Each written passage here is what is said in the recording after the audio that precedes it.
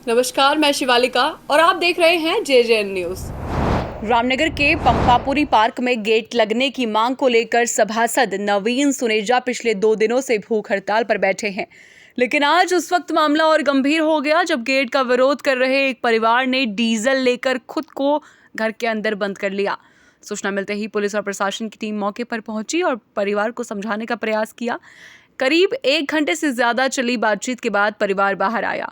इसके बाद प्रशासन, पुलिस, वन विभाग और दोनों पक्षों के बीच बातचीत हुई और आखिरकार विवाद का समाधान निकल गया। वहीं मामले में सभासद नवीन सुनेजा का कहना है कि पार्क में गेट लगाने से असामाजिक तत्वों और नशेड़ियों की आवाजाही पर रोक लगेगी और पार्क की सुरक्षा बेहतर होगी। इसी मांग को लेकर वे भूख हड़ताल पर बैठे थे।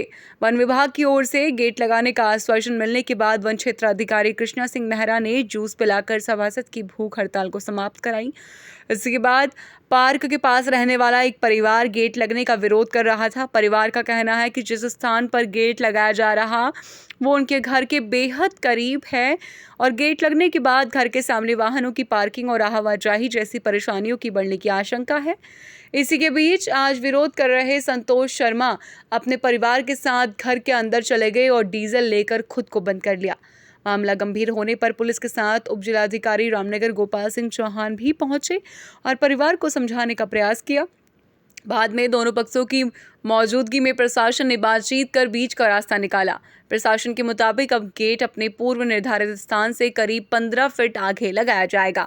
क्या है पूरा मामला? देखिए, आज से 2 साल पहले यहाँ पे जिलाधिकारी महोदय वंदना सिंह जी आई थी।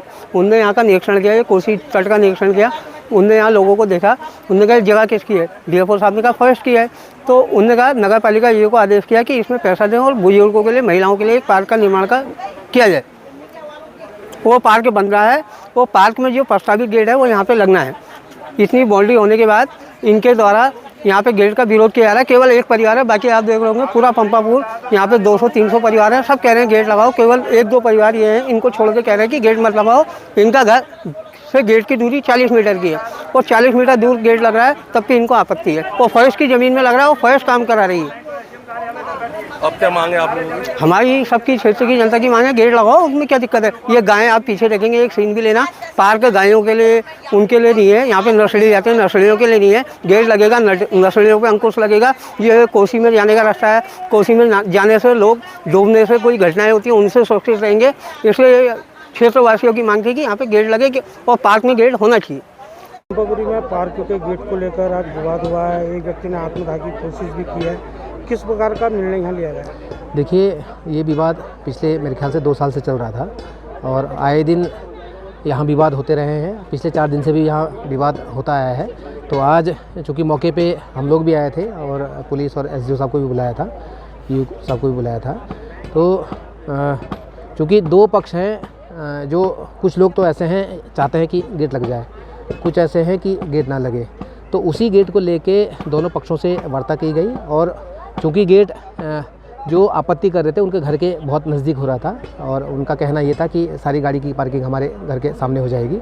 तो उनको समझाते हुए, दोनों पक्षों को समझाते हुए, जो गेट जहाँ गेट लगना था उससे 15 फीट हमने और आगे गेट लगवाने का निर्णय लिया है, जिसमें दोनों पक्ष की सहमति है। संबंधित जो डिपार्टमेंट है, फॉरेस्ट डिपार्टमेंट है, वो भी मौके पे है और उनको भी बता दिया है। उन्हीं की उपस्थिति में ये समझौता भी हुआ है। उनको बता दिया कि अपने ठेकेदार को इस तरह के डायरेक्शन देना है कि जो गेट है वो 15 फुट आगे लगेगा। दूसरा, उस गेट में कोई ताला वगैरह नहीं रहेगा, ताकि सभी लोग, भले ही घूमने वाला गेट लग जाए नीचे, कि सभी लोग आपका जो पार्क में आना चाहें, जब आना चाहें आ जाएँ और चले जाएँ।